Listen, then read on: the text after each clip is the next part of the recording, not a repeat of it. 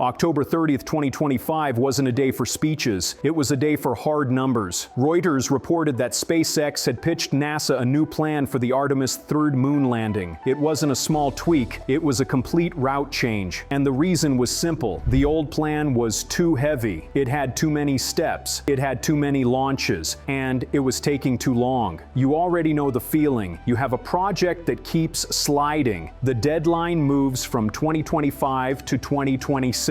Then it slips to mid-2027. You look at the schedule and see a chain of things that all have to go right. If one link breaks, the whole thing stops. That is where Artemis III was stuck. The original plan was a long chain. It relied on 10 to 16 launches. It relied on a complex dance in a far-out orbit. So when SpaceX came to the table with a new number, people listened. The new pitch didn't call for 16 launches. It called for 3. That is the kind of number that changes everything. It changes the risk, it changes the cost, and most importantly, it changes the timeline. This is the story of how engineers are trying to turn an impossible schedule into a possible one, not by adding more power, but by cutting the list of things that can go wrong. The problem with the moon isn't getting there. We did that 50 years ago. The problem is staying there and bringing a big ship. NASA picked Starship to be the lander. Starship is huge. It is the size of a building. A ship that big needs a lot of fuel, and it can't carry enough fuel to get to the moon, land, and come back all in one go. Physics won't let you, so the plan relies on refueling in space. You launch the lander, then you launch tankers to carry fuel up to it. You fill the tank in Earth orbit, then the lander heads to the moon. That sounds solid on paper, but when you do the math, it gets scary. The original plan needed a lot of fuel. To fill the lander, you needed about 1,200 tons of fuel. A single tanker might carry 100 to 150 tons. Do the division. That is at least 10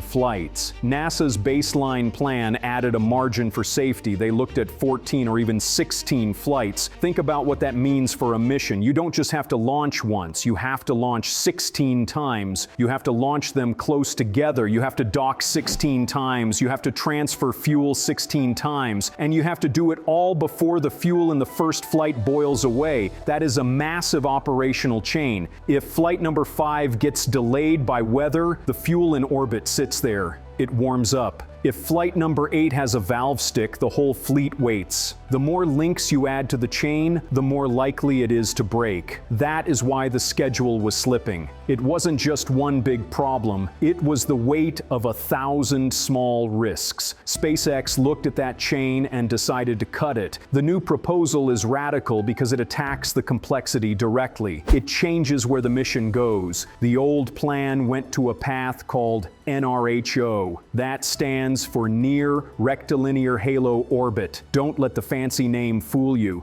It is just a long, looping path around the moon. It is a stable place to park, but it is far away from the surface. Getting there takes more fuel. Getting down to the moon from there takes more fuel, and getting back up takes more fuel. That fuel demand is what drove the launch count so high. The simplified plan swaps that orbit for something else. It aims for low lunar orbit, that is LLO. It is a tight circle close to the moon. It is the same kind of path the Apollo missions used. It is closer to the ground. It is faster to reach, and most importantly, it takes less energy to run the landing loop from there. Less energy means less fuel. Less fuel means fewer tankers. That is the first big lever. But SpaceX didn't stop there. They also looked at the tankers themselves. In the normal SpaceX model, everything is reusable. You fly the ship, you land it, you fly it again. That is the long-term goal. But reuse is hard. You have to save fuel for the landing. You have to add heat shields. You have to add landing legs. All that gear adds weight. Weight steals space from the cargo. If you are carrying fuel, weight is your enemy, so the simplified pitch does something brutal. It suggests using expendable tankers. That means you launch the tanker, transfer the fuel, and let it burn up. You don't bring it back. It sounds wasteful, but it trades hardware for speed. If you don't have to save fuel for landing, you can carry more fuel to the depot. If you don't have to inspect the ship for a second flight, you save time, you strip the ship down, no legs, no heat shield,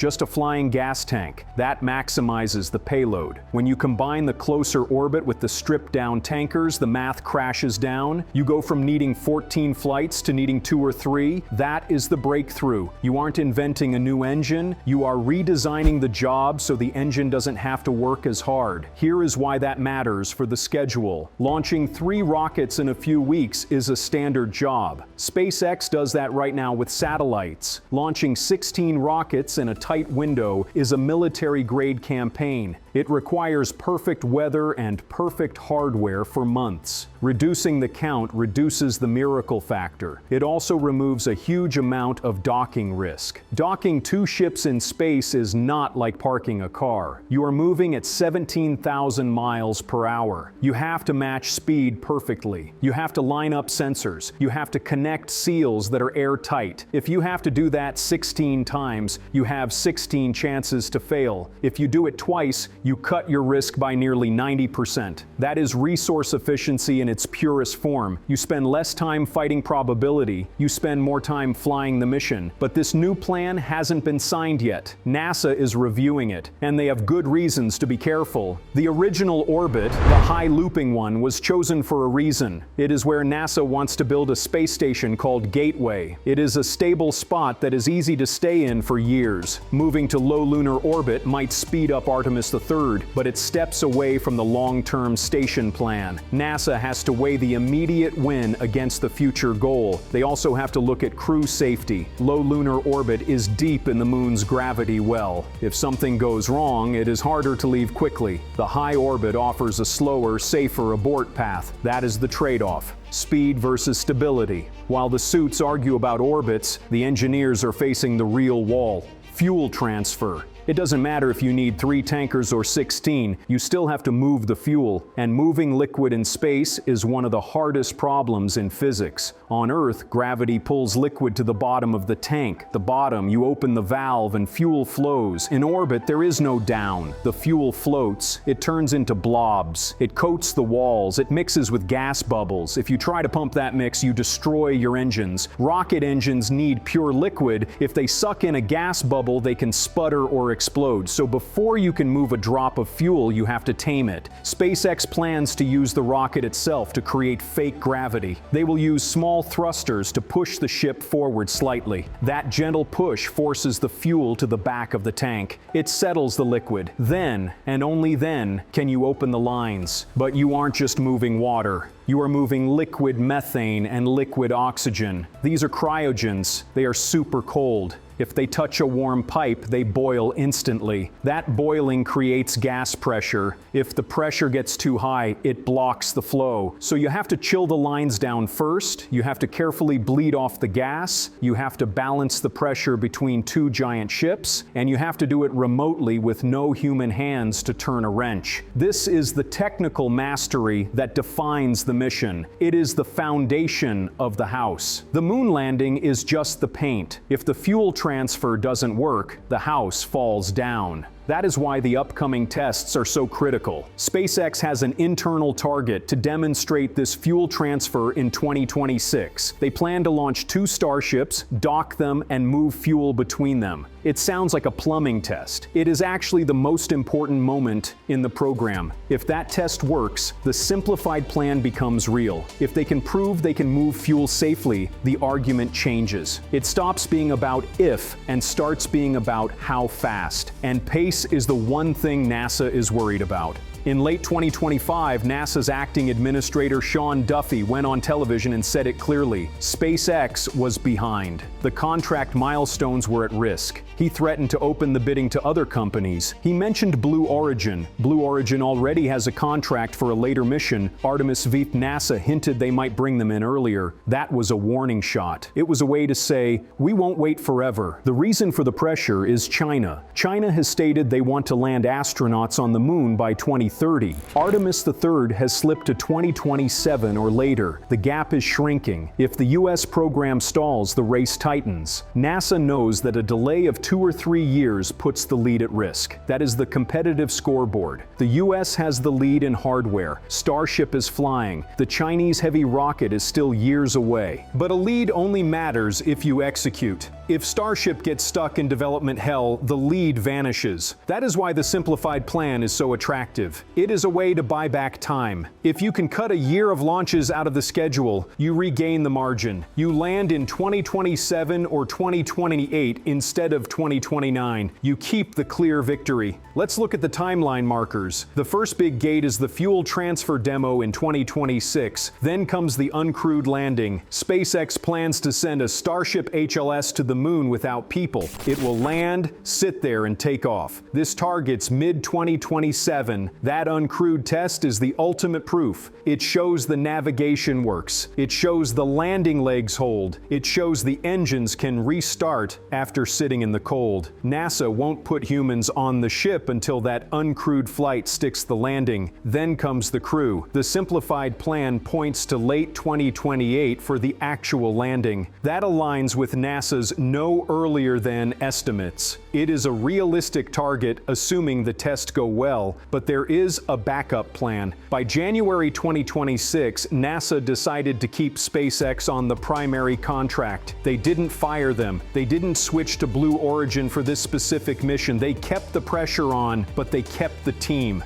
That tells you something important. It tells you NASA believes Starship is still the fastest path, even with the delays, even with the complexity. Changing horses in the middle of the river would take too long. NASA is betting that SpaceX can iterate their way through the problems. This is where the pattern recognition comes in. We have seen this before. Think about the Falcon 9 rocket. When SpaceX first tried to land a booster, it blew up. It crashed into the ocean. It tipped over. People said it was a waste of time, but they kept trying. They fixed the hydraulic fluid. They fixed the grid fins. They fixed the legs. And suddenly it worked. Then it worked again. Now they land boosters almost every week. It became boring. They are applying that same method to Starship. They are building them fast and breaking them fast. Each explosion teaches them something. A failed weld tells them to change the mix. A leaky valve tells them to redesign the seal. The fuel transfer system will go through the same cycle. The first one might be messy,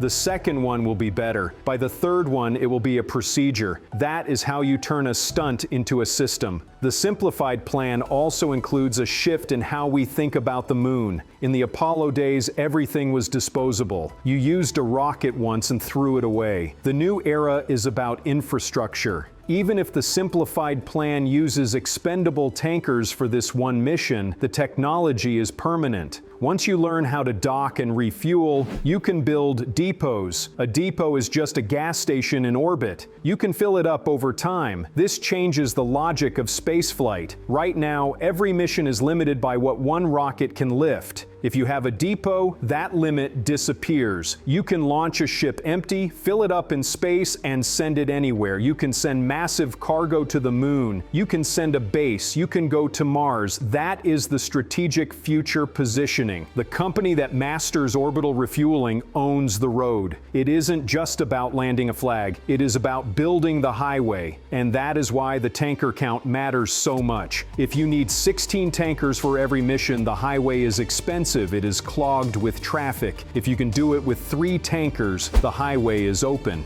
The cost drops. The pace picks up. The impossible part of this mission was never the destination. It was the logistics. It was the sheer volume of stuff you had to move to space. The simplified plan attacks that logistics problem. It says, don't move so much stuff. Take a shorter road. It is like planning a road trip. You can take the scenic route that requires 10 gas stops, or you can take the direct highway that needs 2. The scenic route might be nicer for sightseeing, but if your car is leaking oil and you need to get there by Tuesday, you take the highway. The low lunar orbit path is the highway. It cuts out the detours. It focuses entirely on the goal, getting boots on the ground. There's another hidden benefit to this simplified plan. It reduces boil-off. We talked about how the fuel wants to turn into gas. The longer the fuel sits in the depot waiting for the next tanker, the more you lose. It is like carrying water in a leaky bucket. If your campaign takes 2 months to launch 16 tankers, you lose a lot of fuel to the sun. You have to launch extra tankers just to make up for the loss. It becomes a treadmill. You run just to stay in place. If your campaign takes 2 weeks with 3 tankers, the boil-off is minimal. You fill up and go. You beat the thermodynamics. You don't give the heat time to ruin your day. This is technical system mastery. It is understanding that time is a physical variable. Speed isn't just about impatience. Speed is about efficiency. The faster you move, the less you lose. So where do we stand right now? The plan is on the table. NASA is looking at the risk of the new orbit versus the risk of the old schedule. SpaceX is building hardware. The timeline is tight. Artemis II,